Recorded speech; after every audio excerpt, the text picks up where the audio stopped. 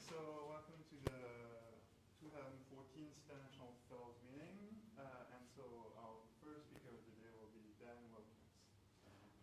Okay, thank you and good morning. Today I'm going to be talking about how we can use the X-rays they emit as a probe of what's going on in accreting black holes, right down to the innermost stable orbit and even, in some cases, the event horizon. Specifically, how we can use the reflection of the X-rays that we see off the accretion disk to understand what's going on. So just a brief outline of my talk. I'm going to talk about how we actually get X-rays from accreting black holes, about the X-ray reflection that we see, and something called the emissivity profile, how we can use that to locate the corona. The corona is what we call the actual primary source of the intense X-ray emission that we see, how we can exploit the variability in the X-rays through a process called reverberation, and finally, how we can actually use that to understand the variability, the processes that are happening in the corona itself. And finally, just a little word about some prospects for future missions. So, as you probably know, accreting black holes are incredibly intense sources of X-rays and other radiation. Most of my work concentrates on AGN, that's the supermassive accreting black holes in the centers of galaxies. But this work is also, in many ways, directly applicable to stellar mass black holes in X-ray binaries, because the physics of those systems is, in many ways, just a scaled-down version of what's going on in their supermassive counterparts. And to emphasize that when we actually look at black holes in the X-rays, what we are seeing are unresolved point sources of emission. So this is the X-ray image from the MOS detector on XMM Newton of narrow-line Cepheid-1 galaxy, that's a particular type of AGN. So why is this interesting? Well, first and foremost, I want to understand how some of the brightest objects that we see in the universe are actually powered, how the energy actually comes out of the accretion flow from the gravitational infall, how that's injected into a corona, and how it produces the intense X-ray emission that we see. We think that every galaxy goes through an AGN phase at some point in its growth, so what is controlling that phase? Why is, for instance, our own galaxy no longer an AGN? This then leads to questions as to how a jet's launched. Why do some AGN appear to show jets? Why do stellar mass X-ray binaries appear to go through quite different states of emission? And finally, this is an important question, how AGN work, as to how galaxies are actually formed. Because just using very simple back-of-the-envelope calculations, you can show that the energy that comes out of an AGN is comparable to the gravitational binding energy that holds the stars into a galaxy. So that AGN is going to have to play some sort of important role, and these things are not just astronomical ornaments. What is a GBHB? Oh, sorry, a galactic black hole binary. So the first tool we have to probe black holes through X-ray emission is the X-ray spectrum. And taking the X-ray spectrum of an AGN, this is a Cepheid galaxy called 1H0707, which has been actually the study of a lot of my work because it's yielded some very interesting results. We see X-ray spectra that look very much like this. And we can model that spectrum as a number of components. So first of all, down here, we see just black body thermal emission that's coming from the accretion disk itself. We then see a very hard energetic X-ray continuum that's coming from the corona around the black hole that I'll come back to in a moment. And thirdly, we see the reflection of this continuum emission from close to the black hole off of the accretion disk. And this gives us a number of features on the spectrum.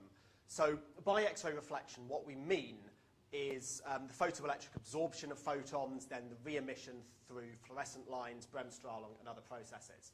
And this gives us this characteristic soft excess here, which is made up of a number of emission lines. And then this one emission line here, which is the K-alpha line of iron. And then this downturn in the continuum spectrum we see here is just due to the intervening material, just the gas and dust in our own galaxy. So this spectrum leads us to what has been called the lamppost model of emission. So we have this accretion disk of material spiraling into the black hole, and then somehow this corona of energetic particles is being accelerated off of that disk. And what we think that is due to, and what my work is largely trying to understand where this comes about from, what we think it's due to is magnetic field lines tied to the disk, accelerating particles off. So you've got magnetic reconnection accelerating particles, and then those energetic particles then upscatter the thermal photons that come off the disk to the X-ray continuum that we see. And then, again, this X-ray source shines down on the disk, and as well as giving us the emission from that corona that we observe directly, we're also seeing its reflection from the accretion disk.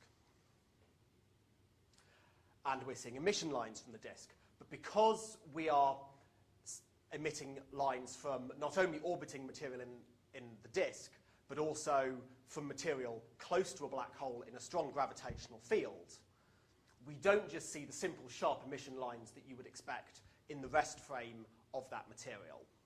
So first of all, because the material's orbiting, just taking the classical Newtonian Doppler shift, we see the emission line profile split into two peaks, so blue shift as the material comes towards us and red shift as it moves away from us.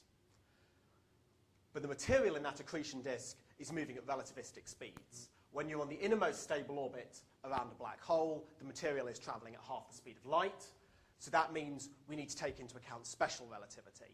We also see the transverse Doppler shift at the moving clock running more slowly, and also the blue shifted emission coming towards us is beamed into our line of sight, so the blue shifted peak is enhanced relative to the red shifted peak. And finally, the emission from closer into the black hole experiences a stronger and stronger gravitational redshift, which causes the emission line to be blurred out into this characteristic redshifted wing at low energies. And just to visualize that, we can run a ray tracing simulation of emission from an accretion disk, and what we see is the enhancement inside the disk coming towards us. We see the red shifting out of the emission moving away from us, and the strong light bending around the black hole means that this part of the disk that is behind the black hole, that light is bent up over the black hole and into our line of sight. So we see the backside of the disk here. But of course, we can't resolve this spatially because these things are so small and so far away. But what we can see is the splitting of the energy of the emission lines due to these processes. And then this, of course, applies to the whole reflection spectrum. So just taking the reflection spectrum of a cold slab of material in an accretion disk, this is from the work of Randy Ross, we see the emission lines at low energies and the K-alpha line of iron. Applying this relativistic blurring gives us this soft excess formed of the blurred lines at low energies, and then this characteristic broadened iron K-alpha line. And finally, this hump up here due to Compton scattering. We can use the reflection from the accretion disk, though, to probe the geometry of the innermost regions through something that we call the emissivity profile. Quite simply, the emissivity profile is the reflected power of the X-rays as a function of location on the disk. You can understand this classically if we just have a point source of X-ray emission above a slab of material. The intensity received at different parts of the disk falls off as the inverse square from the source, with then a cos theta just projecting into the normal to the plane here. So then this emissivity profile, just taking this from this point source from the disk, we see the reflection remaining pretty much constant on the inner part near the source, but then falling off as an inverse cube law once the r squared and the cos theta roll in together on the outer part. But the details of this profile, most importantly, depend on the geometry of that emitting region. It depends on where this source is located with respect to the disk. And we can actually use the emission lines, the broadened emission lines, to measure what the emissivity profile of the accretion disk is. So if we just take an emission line from successive annuli in the accretion disk, moving out to larger and larger radius, what we see is, first of all, from outer parts of the disk, the emission lines, say at 20 gravitational radii or 10 gravitational radii away from the black hole, we see these nice double-horned profiles with the redshift and the blue shift that I spoke about before. But as that emission gets closer and closer to the black hole, instead of seeing these two peaks, if we then go right down to the innermost stable orbit of a rapidly spinning black hole, we see this single peak with a long redshifted wing. So the shape of the emission line depends on whereabouts in the disk it's coming from. And I found that during my PhD, we can take the whole of the emission line we see and actually quite successfully decompose this line into the contributions from different parts of the accretion disk because they have these different profiles. So what we can do is a maximum likelihood fitting procedure to find the best fit contributions from each of these line contributions to break down the line we see from the whole accretion disk into the contributions from the different radii. When you're doing this, are you assuming a black hole spin or are you fitting the black hole spin along the way? So it started by assuming a black hole spin, but actually it turns out that these profiles don't depend much on the black hole spin. If you run these calculations for different black hole spins, changing the spin just changes the details of these peaks very slightly. So the important difference with different black hole spins is you're moving the innermost stable orbit closer to the black hole. So actually all that happens as you change the spin is you lose the contributions from further in.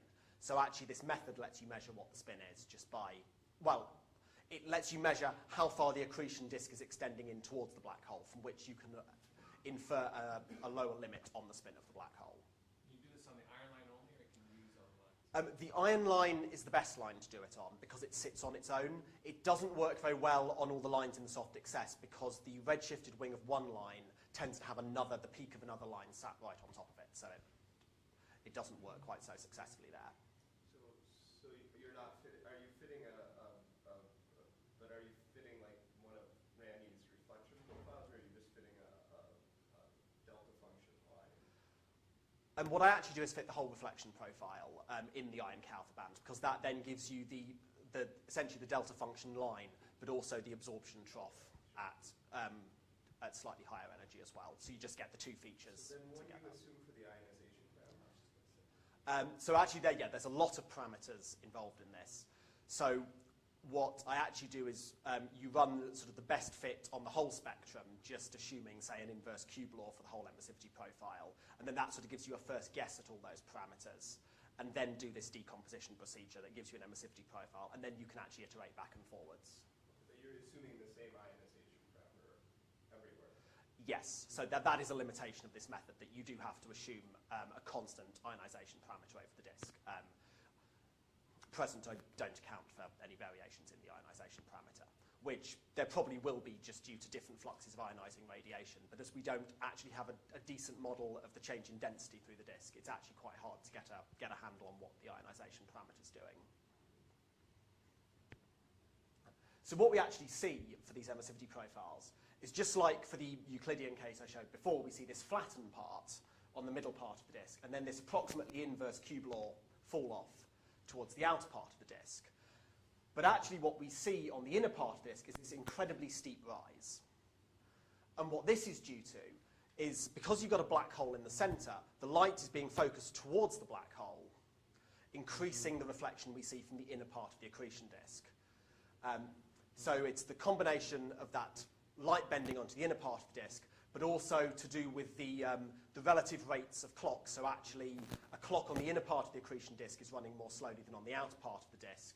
So that means if you have a source that's far out irradiating the whole lot, because we define the emissivity profile to be in the local frame of the emission, this inner part of the disk, because its clock is running more slowly, is seeing a lot more photons arriving in its unit time. And then the profile actually looks very similar in another one of these AGN. This is IRAS 13224. The main difference being just the location of this outer breakpoint, where we go from the flat to the the inverse cube fall off. So the claim is that the size of the corona is the order of 10 RG? Yes. Yeah.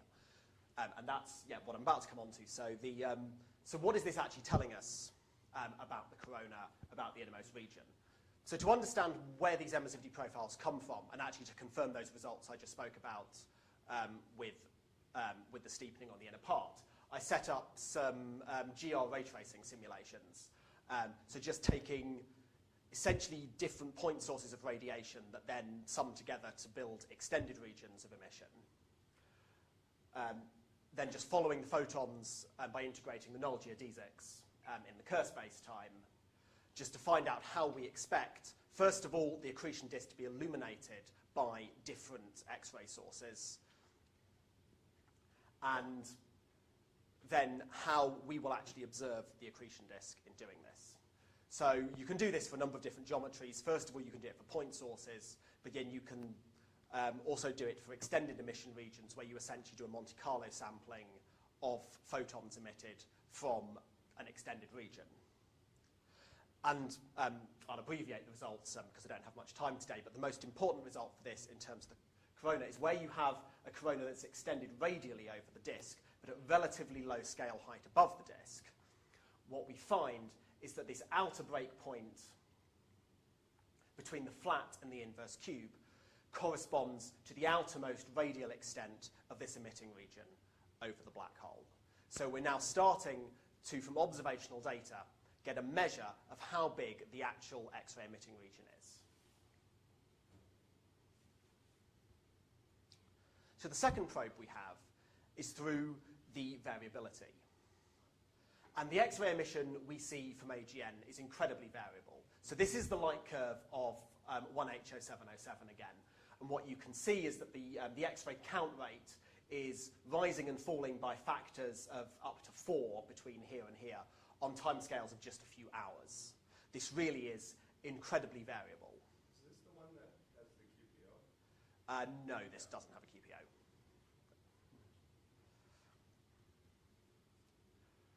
And we can exploit that variability because if we have a variable X-ray source illuminating an accretion disk, because going from the whatever the source is in the corona down to the disk and back up, compared to just observing that emission directly, there's this extra distance the light has to travel.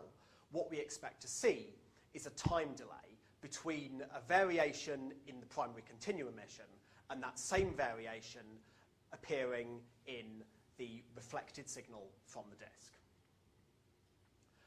So the way we can measure this, if we just split up our spectrum into two bands. So first of all, we take a band that's dominated by that power law continuum, and then a band that is dominated by the reflection. In this case, we take the soft excess down here just because of the large number of photons we detect there. We can actually measure these time lags between them, because what we do is we then measure the light curves accumulating only the photons of the energies that we're interested in. And what we can do is we can take the Fourier transform of each of those light curves. What the Fourier transform is doing is breaking each one up into essentially a series of sine waves. We can then calculate something called the cross spectrum, which is just the complex conjugate of one of the Fourier transforms multiplied by the other Fourier transform.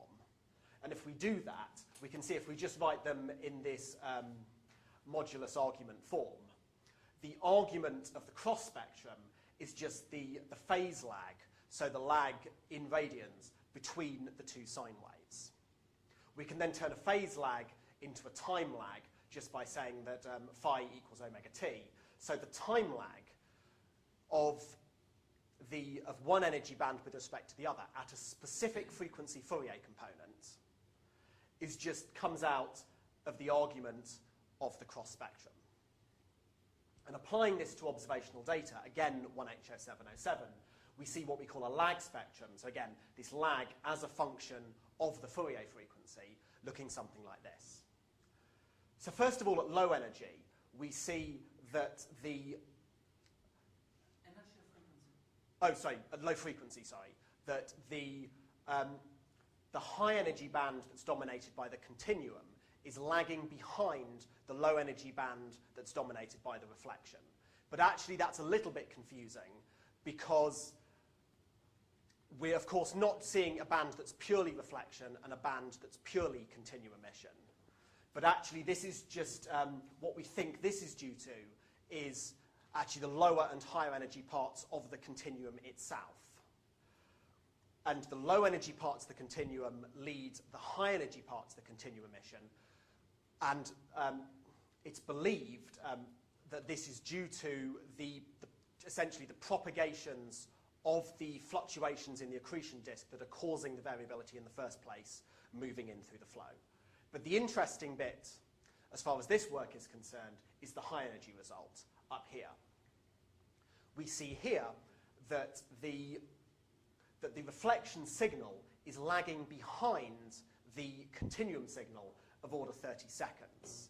And actually we see this same time lag in both the low energy in that soft excess with all the emission lines and also in the higher energy 6 keV band, so higher energy than the continuum dominated band where we've got the I and K line.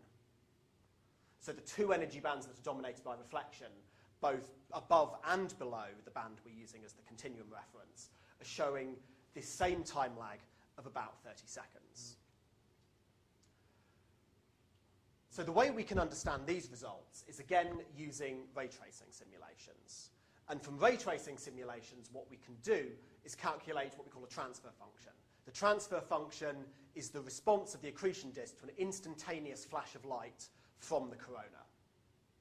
So we just sum up the photons as a function of time that are received from the entire accretion disk that gives us a transfer function that looks like this, that I'll come back to. And then we get the observed reflected light curve just by simply convolving this with the, so soft for the soft reflected, S for the soft reflected light curve, and H for the hard continuum light curve, just by convolving them. And what we see in this transfer function is, first of all, this initial rise as the continuum emission first reaches the accretion disk. But then at some later time, we see the secondary peak in emission. And what that is due to is the reflected emission from behind the black hole being bent over the black hole. And actually, the light bending is delaying that emission arriving at us. And then out to long times, we're just seeing the reflection signal spreading out from the outer parts of the disk. And I can visualize that as a video. You see the first flash spreading out over the disk. But then at a later time, we see that re-emergence of the photons from the inner regions coming back round the black hole from the backside of the disk. And we can use this procedure, as I said, just by convolving the observed light curve with this to simulate lag spectra that we would expect. So you argued earlier that the emissivity profile should go like 1 over radius cubed. Yeah. So I would expect this to also fall off like 1 over time cubed. But this really tail out at 500 seconds. So essentially what, out to long times, actually because this is a numerical calculation, you get numerical noise coming in at long times. But it's slightly complicated because we don't quite see the spread as a function of R. What we're seeing is the ISO delay surface, essentially, from us. So it's actually an ellipsoid spreading backwards over the disk. And the important result with these lag spectra is that while the emissivity profile was sensitive to the radial extent over the accretion disk, the lag spectrum is sensitive to the vertical height of the corona above the accretion disk. So just taking a point source, and the same result holds for extended sources, just at increasing heights, we just see an increase in that lag time. Your lag is 30 seconds, you say? It was, yeah. So then this doesn't directly correspond to that case. So actually to get the lag of 30 seconds, that result comes out quite naturally if you take a corona extended to 30 gravitational radii we found from the emissivity profile, and you account for the fact that both the reflection and the continuum both contribute to each of the energy bands, because what that actually does is dilute the lag time we measure. So actually the numbers that we measure are less than these. What's the So carry on. What's the black hole mass used for? So the black hole mass for this is 10 to the 6 solar masses, which is what's been measured by optical reverberation mapping for 1HO707. So the picture we're getting here is that we've got this corona extended to maybe tens of gravitational radii. So it's 30 for 1HO707, 10 for IRAS 13224, and actually it appears to be 10 in a number of other sources we've looked at later, but only extending to maybe a couple of gravitational radii above the plane of the accretion disk. So we're getting this sort of shape. Yes? How big a swing in amplitude for the continuum do you need in order to be able to see it from the reflection? You mean how big just in the variability, you mean? I don't think, we've not actually looked at how big a variation we see, because actually we can measure these lags in pretty much all of these CITA galaxies that we look at. There's, so Barbara DeMarco and Erin Curra have both published quite substantial observational papers on quite a lot of these, just because looking at all of these bright CITA galaxies where we're getting maybe of order 1 to 5 counts a second in the X-rays, the variability is so extreme, as I showed previously, that that's actually enough to detect it. So these are fairly low luminosity waves, I guess, because they're more, yeah. So, and what's the instrument you're using? So all of this has been done with XMM Newton, with the PN camera. XMM Newton's really good for this work because it's got a really big collecting area, and that's, of course, the important thing for doing this time-resolved analysis. It's getting lots of photons per unit time. So you're saying the corona is the source, but the corona doesn't make photons. It generally upscatters photons. Yes. So the source is the disk. Yeah. So years ago, people claimed that there was you kind of mentioned this, that there was a lag starting from low energies going to high energies because the photons were being Compton upscattered. It took a while to get Compton upscattered. Yes. You do see that or you don't see that? We do see that. So that's what, where I showed the lag spectrum, that was the negative lag. Exactly. Yeah. So that that gives you the same radius, more or less, as for the corona. Is it consistent, in other words? it's sort of consistent, but actually the models of emission aren't quite consistent. And actually, I'm doing work at the moment to try and reconcile those models, because those early models actually rely on say, if you have a fluctuation here in the disk, it directly gives you something coming out of the corona at the same radius, which is fine in these AGN with the larger sources, but actually we've done this work in Cygnus X1, which was the paper that this was originally done for on those propagation lags, and actually the source looks much more confined to the central region in that, so there's a bit of a discrepancy there, so I think we need to understand more about that coupling between the disk and the corona. In my recollection, was it Minuti who did this first? Wasn't the idea that the variability in the corona is predominantly just changes in the geometry, like it's moving up and down or expanding, right? Rather than changes in the seed photon. So I will come on to that in a moment. So we then have, in January 2011, actually, the same source we saw drop into an extremely low flux state. So this was the early observation from 2008 that I showed before. And 2010 was very similar, this black line. But then in 2011, the spectrum dropped by almost an order of magnitude. And it looks like now that we only see the reflection spectrum. We're seeing no contribution from the power law from the directly observed continuum emission. And when we measure the emissivity profile, whereas before we had this steep, flatten, inverse cube, now it just seems to fall off incredibly steeply before it drops below our detectable limits. So it's only shining down. Yeah, pretty much. So we can understand this just by a source that has become very confined into the central region around the black hole. And if we put a source right down at maybe a couple of gravitational radii, we do see that steep fall off. And then that same source, if we compare the number of continuum photons we expect, the number of reflected photons we expect, we can actually see the reflection gets enhanced because the gravity is bending the light onto the disk. But the continuum, because we're bending the light onto the disk and into the event horizon, we're losing the detection of it.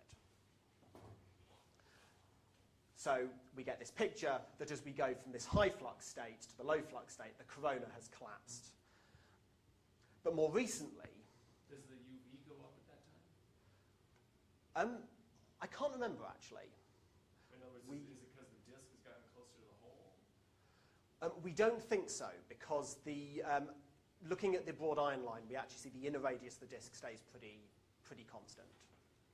Just the corona's going away. Yes, that's what it looks like. Without any extra. Okay. But actually, so that result was a very sudden drop in flux.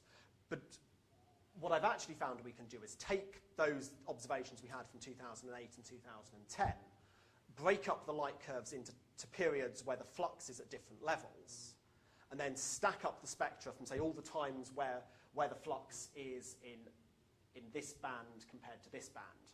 Do exactly the same analysis again with the emissivity profile. And what we see is that as the count rate goes up, we're starting to see evidence. I mean, the error bars are quite big here just because of the low number of counts we get in each bin. But we see evidence that the corona is expanding on these much shorter time scales, just giving us the variability we see in the light curve, and then contracting again as the luminosity goes down. We also see the slope of the continuum spectrum. The continuum spectrum becomes a lot softer, with fewer hard photons compared to soft photons as the count rate goes up. It's cooling. Yes. So that, is it because there's more C photons, or why is it cooling? So what we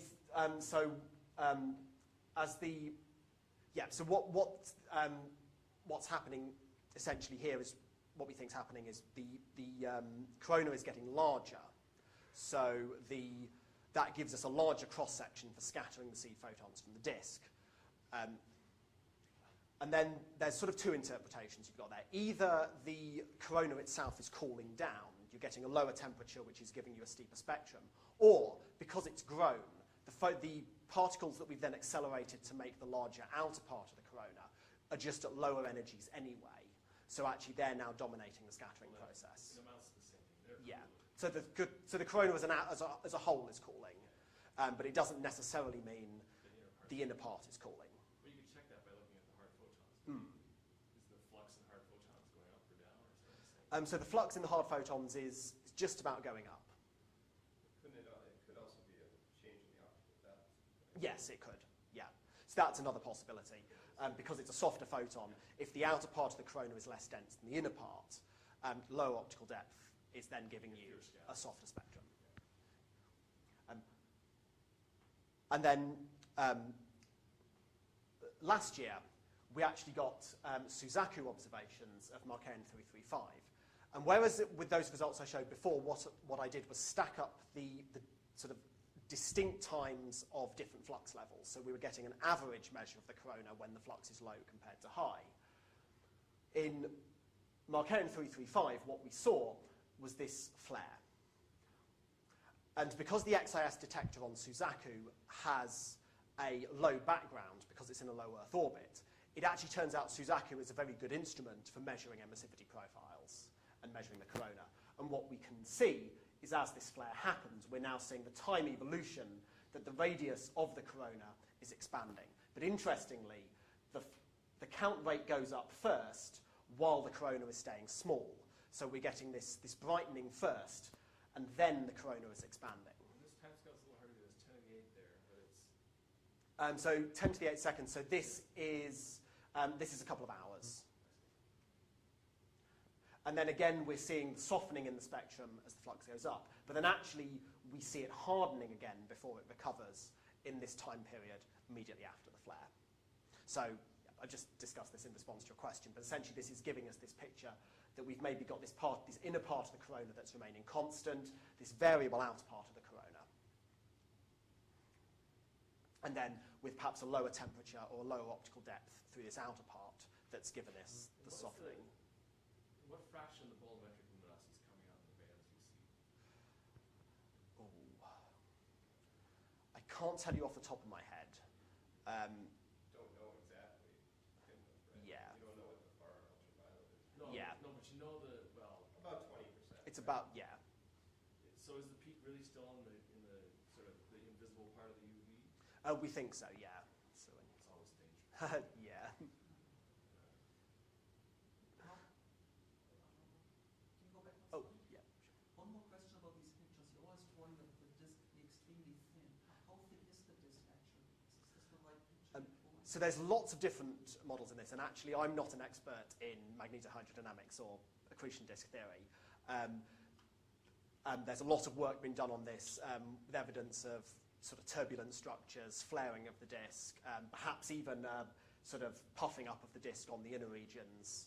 But these guys are way sub-Eddington, right? Yeah, these are very sub-Eddington. So actually we probably expect these disks to be geometrically thin and optically thick.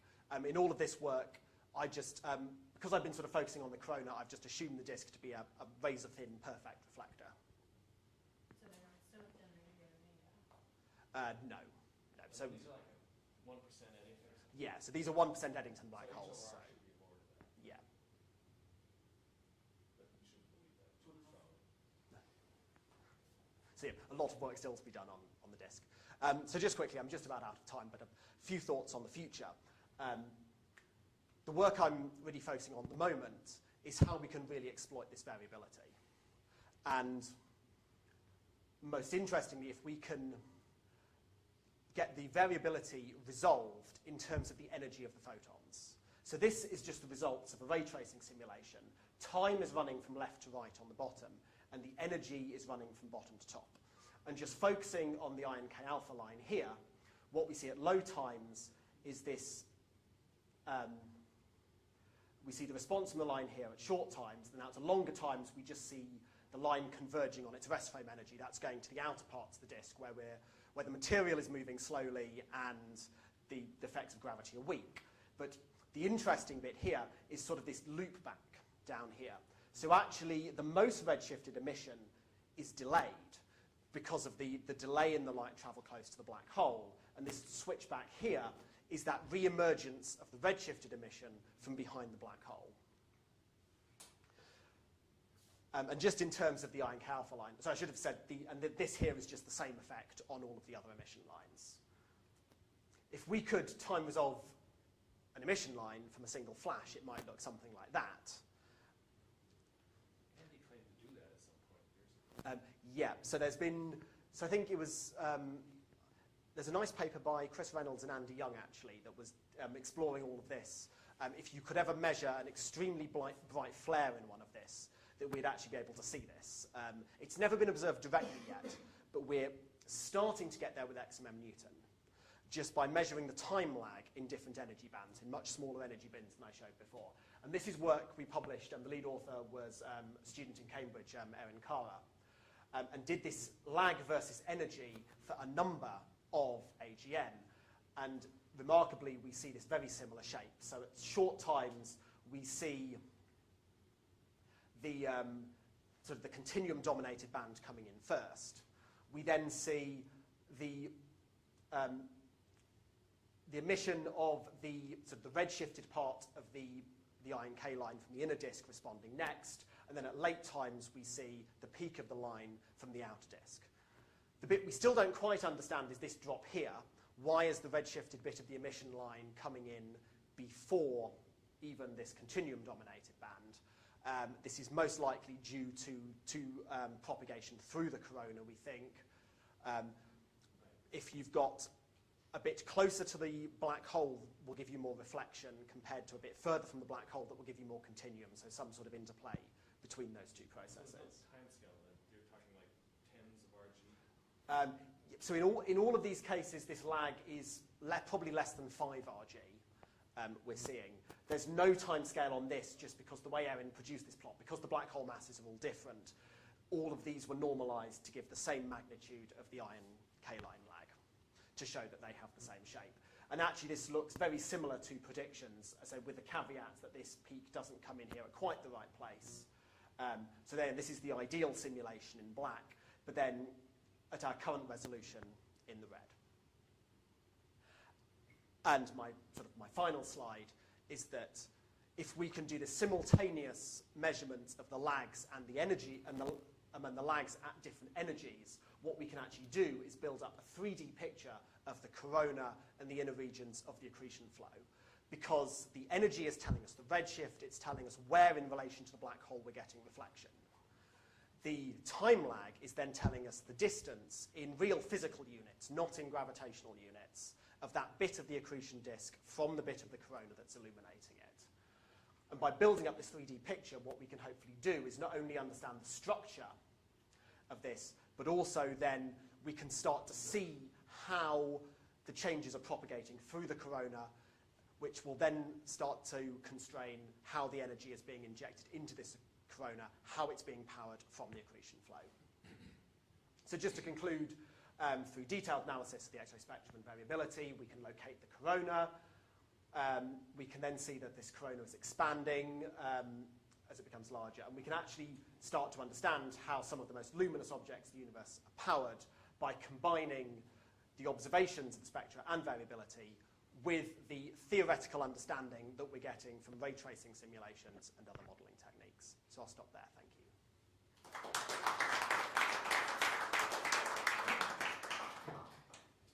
So although the numerous questions, we still have 5 minutes for questions.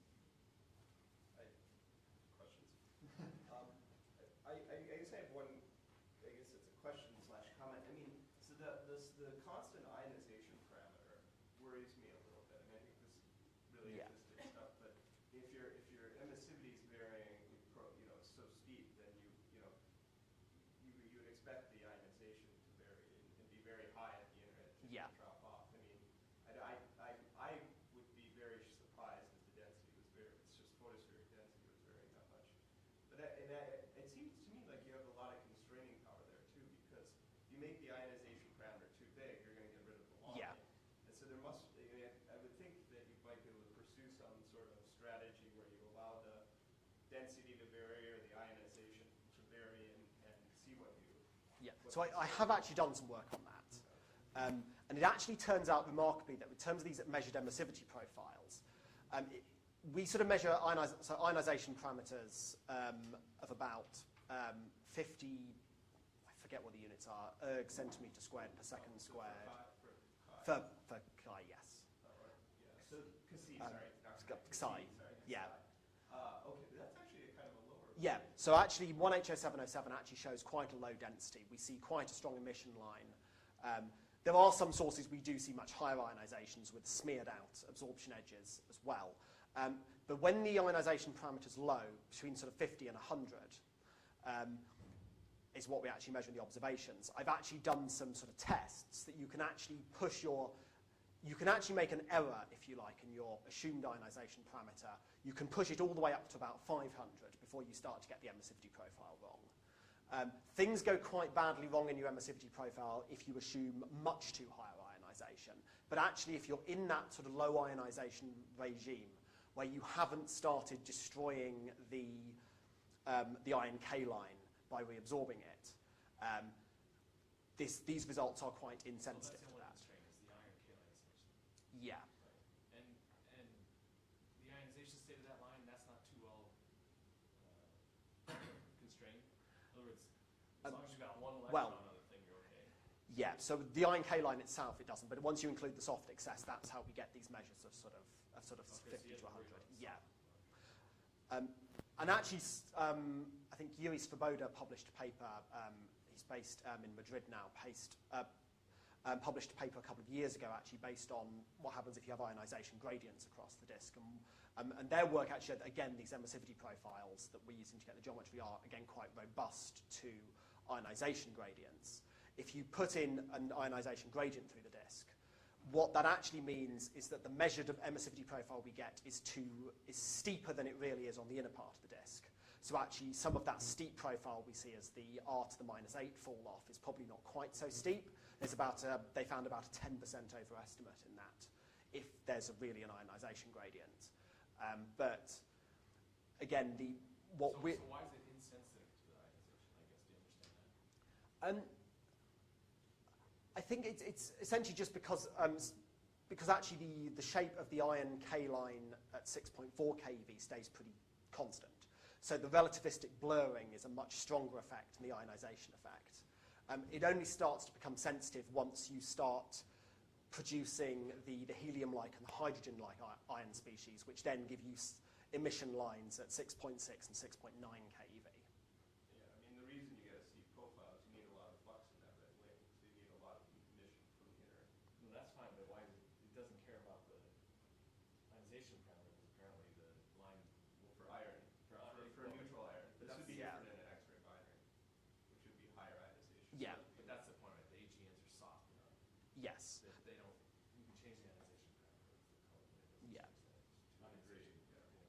Whereas if you look at, say, Cygnus X1, though, then you're starting to find ionization parameters of a couple of thousand, and then it becomes much more important.